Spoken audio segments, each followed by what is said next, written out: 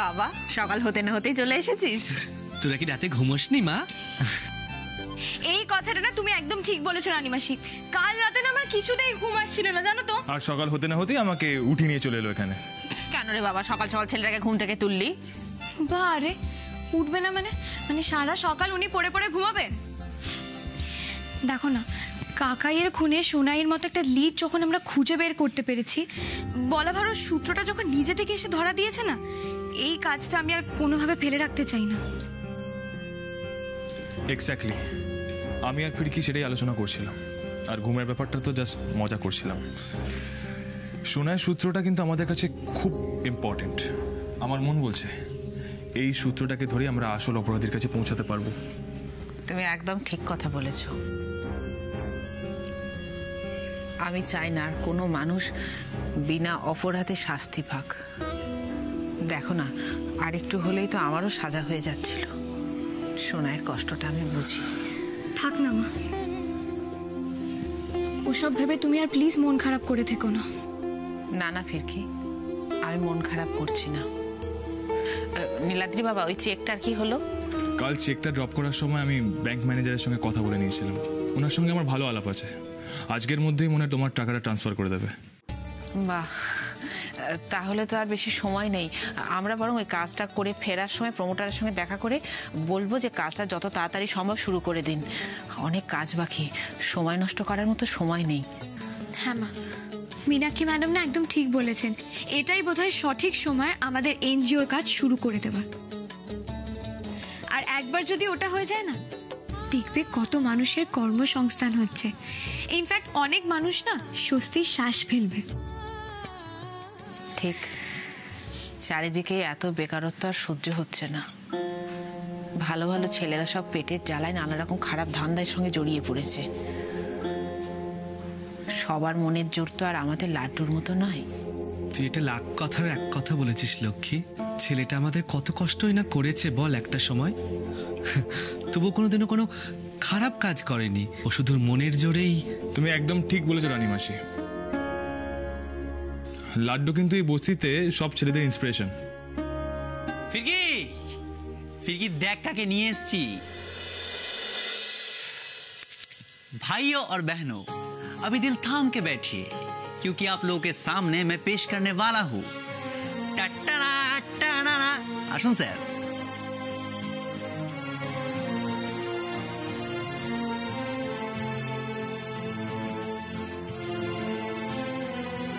আহা মাস্টার, তোমাকে আজ কি সুন্দর দেখাচ্ছে গো।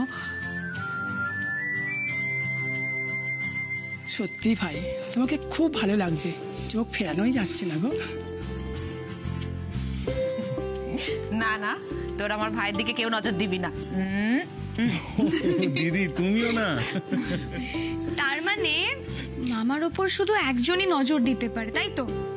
ছোট পি বলি। আচ্ছা মামা তুমি এদিকে এসো এসো এসো, এখানে বসো বসো। अरे वाह वाह वाह, এটা ঠিক না যে মেকওভার করালো তাকে তোরা পাত্তাই দিচ্ছিস না ফিরকি। This is not right. তার মানে তুমি মামাকে সেলুনে নিয়ে গিয়েছিলে? তা নয় তো কি, মামাকে জিজ্ঞাসা কর না। আমি তো যেতেই চাইনি, লাড্ডু তো আমাকে টানতে টানতে নিয়ে গেল। আমার পাশে সারাক্ষণ দাঁড়িয়ে রইলো।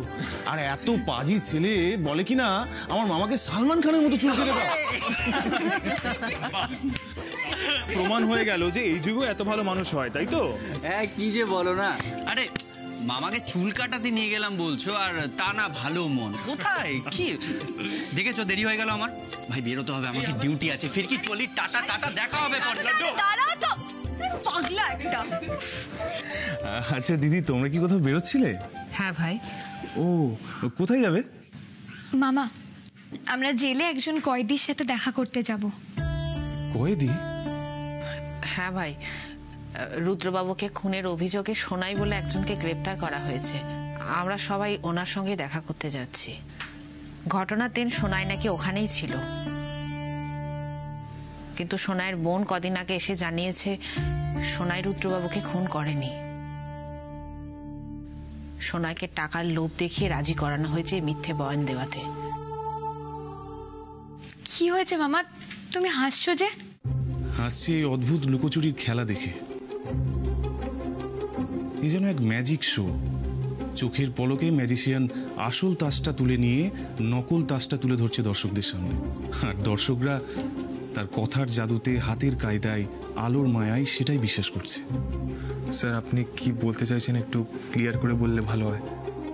নীলাদ্রি, আমি বলতে চাইছি অপরাধ জগতের এই রঙ্গমঞ্চে এক ম্যাজিক শো চলছে।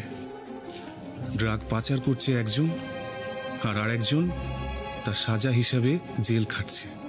খুন করছে একজন, আর টেনে হিজড়ে নিয়ে আসা হচ্ছে আরেকজনকে, আর তার সাজা পাচ্ছে অন্য আরেকজন, আর সেটাকেই সত্যি বলে বিশ্বাস করানো হচ্ছে। তার মানে তুমি বলতে চাইছো যে যে খুনের জন্য সাজা পাচ্ছে মানে সোনাই সামন্ত, ও আসল অপরাধী নয়? আলবাত নয়। সোনাই নিজেকে শেষ করে দিতে পারে, কিন্তু রুদ্রবাবুকে কখনোই খুন করতে পারে না। কেন মামা, তুমি এ কথা কি করে বলছো? হ্যাঁ বলছি, কারণ সোনাই কোনো এলিতেলি গুন্ডা নয়। ও রুদ্রবাবুর ডান হাত ছিল। রুদ্রবাবু সোনাইকে বিশ্বাস করতো, আর সোনাইও রুদ্রবাবুকে ভালোবাসতো। সোনাই রুদ্রবাবুর লয়াল একজন বন্ধু ছিল।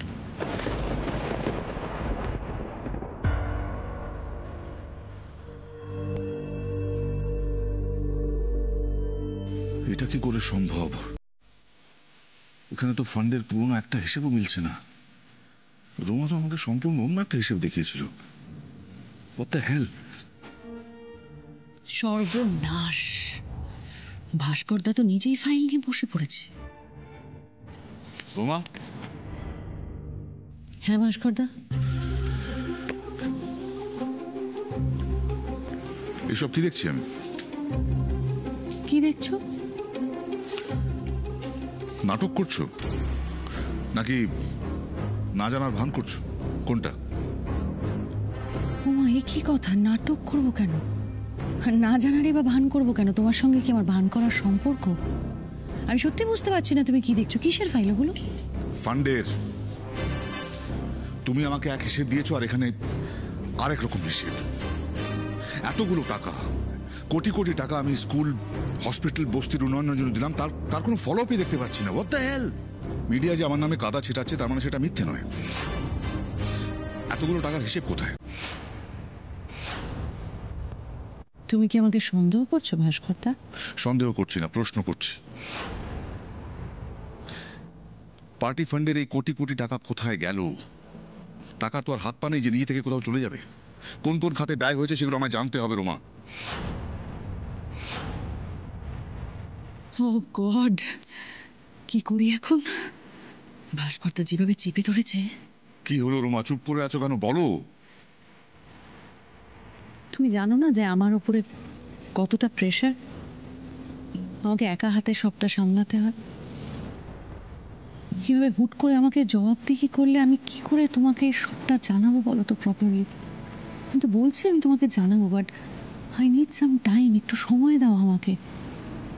তার মধ্যে রিসেন্টলি আমাদের বঙ্গসেবা পার্টিতে তো একটা মস্ত বড় লসও হয়ে গেছে, তাই না? কিসের লস? ও বাবা, মলয়দা যে পার্টি ছেড়ে চলে গেল সেটা আমাদের জন্য লস নয়? রোমা, তার সঙ্গে টাকার কি সম্পর্ক? বারে, টাকার সম্পর্ক নেই বলছো? এমনি এমনি কি মলয়দা বঙ্গসেবা পার্টি জয়েন করেছিল? কতগুলো টাকা ইনভেস্ট করেছিল বলো তো? তোমার কি মনে হয় সেই টাকাগুলো ফেরত না নিয়ে এমনি এমনি পার্টি ছেড়ে চলে গেল? মলয়দাকে একটা লায়ন অ্যামাউন্ট আমাকে ফেরত দিতে হয়েছে। এছাড়া তো আরো কত ঘটনা, কত কি ঘটেইছে। একটা অ্যাকাউন্টেন্ট পর্যন্ত নেই ভাস্করদা যে সে প্রপার হিসেব রাখবে। সবটা আমি একা হাতে সামলেছি। না, আমার তাতে কোনো অসুবিধে নেই, কিন্তু আমিও তো মানুষ, হতেই পারে হয়তো আমার হাত দিয়েও কোনো ভুল ত্রুটি হয়ে গেছে ভাস্করদা। আমি তোমাকে বলছি আমি সব হিসেব তোমাকে দিয়ে দেবো, খালি একটু সময় দিতে হবে আমাকে। এই সময় দিতে দিতে আমি ক্লান্ত। আমাকে তো কেউ সময় দেয় না রোমা। একটা খুঁত পেলে মিডিয়া ঝাঁপিয়ে পড়ে। আর আজ তুমি অ্যাকাউন্টেন্টের দোহাই দিচ্ছ। অ্যাকাউন্টেন্ট নেই কেন? কারণ তুমি তাকে ছাড়িয়ে দিয়ে নিজের হাতে সমস্ত দায়িত্ব তুলে নিয়েছিলে। কাজেই you are answerable to this Roma. তোমাকে এর উত্তর দিতে হবে। এই কোটি কোটি টাকা গেল কোথায়?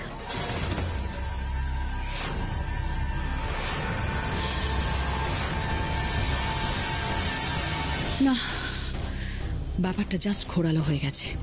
সোজা পথে আর এই বিপদ থেকে বেরোতে পারবি না রোমা, অন্য রাস্তা ভাবতে হবে, অ্যাবসলিউটলি ডিফারেন্ট ওয়ে। হ্যাঁ স্যার, সোনাইয়ের বোন মিতালিও আমাদেরকে সেই কথাই বলেছিল যে সোনাই নাকি কাকার খুব ক্লোজ। স্যার আপনি তো জানেনই যে মানুষের প্রায়োরিটি খুবই ফ্লুইড হয়, সময়ের সাথে সাথে সেটা বদলে যায়। আজ যে কাছের সে আবার পরে পরিস্থিতির চাপে দূরেও চলে যেতে পারে, তাই না? কি বলতে চাইছো তুমি? আমি মানছি যে সোনাই কাকার খুব ক্লোজ ছিল, কিন্তু এমনও তো হতে পারে যে পরিস্থিতির চাপে টাকার লোভে সোনাই কাকার সঙ্গে বিশ্বাসঘাতকতা করেছে। হতেই পারে না। পারে না? না পারে না নীলাদ্রি। নীলাদ্রি, আমি এতগুলো বছর জেলে থাকার পর আর কিছু বুঝি আর না বুঝি ক্রিমিনালরা কিভাবে ফাংশন করে, তাদের কার কতদূর দৌড় সেটা বুঝতে পেরেছি। আর সেই অভিজ্ঞতা থেকেই আমি বলছি, সোনাই রুদ্রবাবুকে খুন করতে পারে না। দেখো নীলাদ্রি, আমি যতদূর জানি সোনাইয়ের সাথে রুদ্রবাবুর একটা অনেক দিনের সম্পর্ক ছিল, আর সেই জায়গা থেকে সোনাই তো তাহলে এরকম সুযোগ আগেও পেয়েছে। আর তখন যখন সোনাই এই কাজটা করেনি, তাহলে এখনো ও নির্দোষ। নীলাদ্রি, আমি মানছি মানুষের প্রায়োরিটি ফ্লুইড, তার সাথে সাথে মানুষ লয়ালও তো, তাই না? মানুষের মতো লয়াল প্রাণী এই পৃথিবীতে আর একটাও নেই। মানুষ যেমন লয়ালও হতে পারে, ঠিক তেমন বিশ্বাসঘাতকও হতে পারে। তাই মানুষকে নিয়েই তো কাব্য, সাহিত্য, শিল্প। মানুষ ঠিক যতটাই রুষ্ট ততটাই পূর্ণ। যাকগে, এইসব দার্শনিক কথাবার্তা বাদ দাও।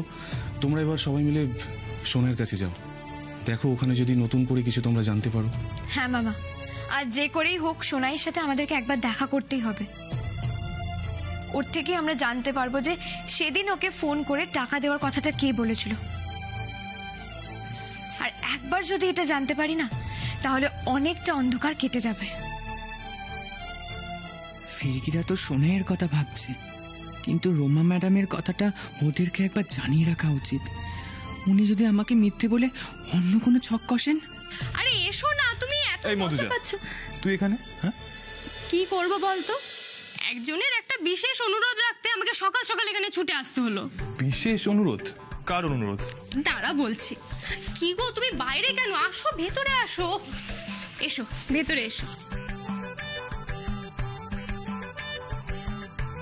ওরে বাবা, দেখেছিস?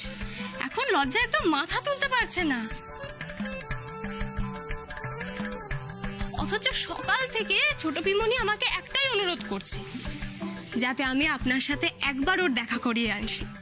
যা, কথাটা যখন এখন বলাই হলো না, তাহলে পরে ফিরকিকে বলতে হবে। তুমি না এটা খুব ভালো করেছো মধুজা। আর ছোট পিমনি, তোমার আর লজ্জা পেতে হবে না।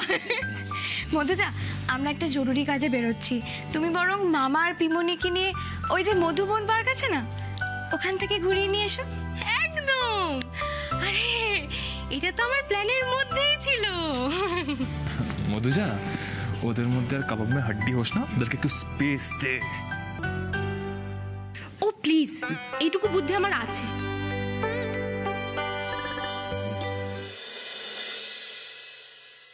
তুমি ঠিকই বলেছ ভাস্করদা,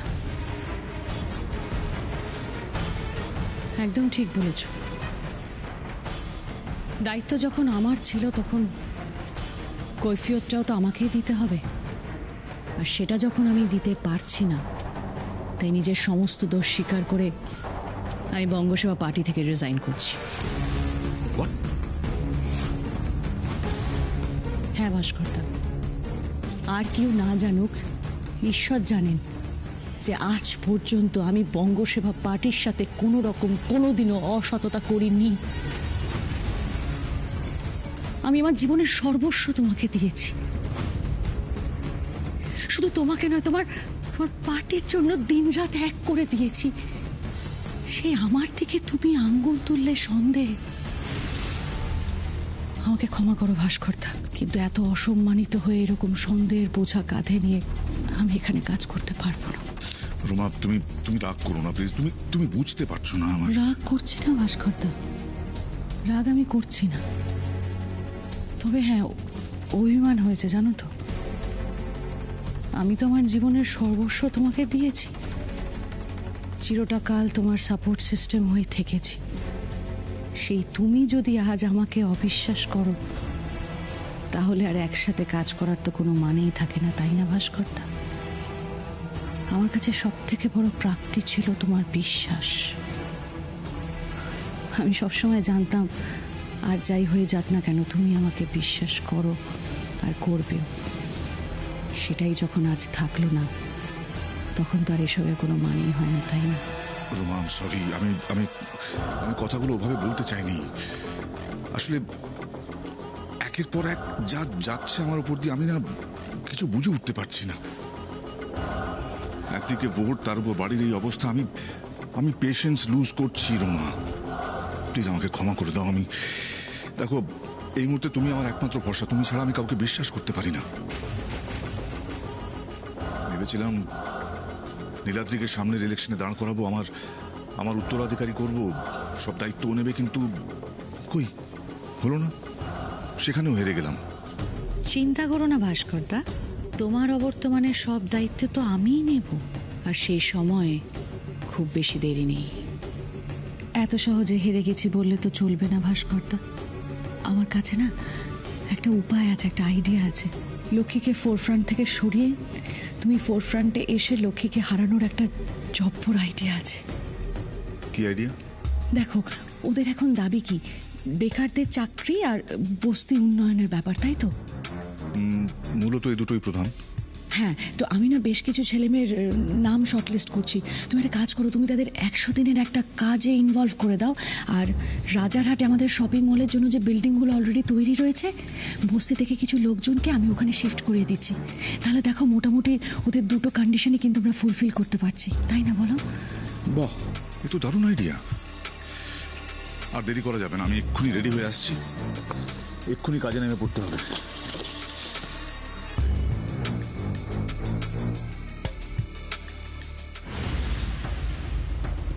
হ্যাঁ ভাস্করদা, হ্যাঁ, কাজ তো আজ থেকেই শুরু হবে, তবে তোমার পতনের। এবার আমি যে দাওটা মারবো, তাতে একদিকে তুমি তোমার পরিবারকে হারাবে, আর একদিকে তোমার সন্তানের হাতেই তোমার মৃত্যু হবে। আমার প্রতিহিংসা পরিপূর্ণ হবে।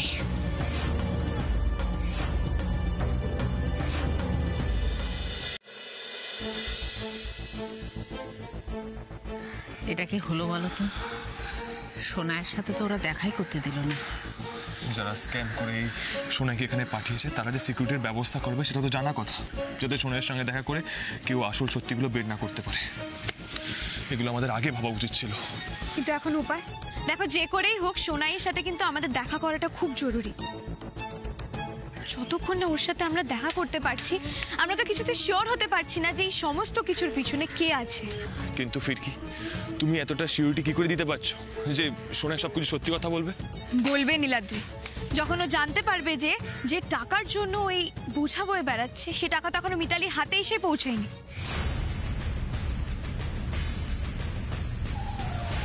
তখন ও সত্যি কথাটা বলতে বাধ্য হবে। হ্যাঁ, আমাদের অন্য কোনো একটা ব্যবস্থা করতেই হবে। যাকে তোমরা এখানে দাঁড়াও, আমি একটা জলের বোতল নিয়ে আসছি।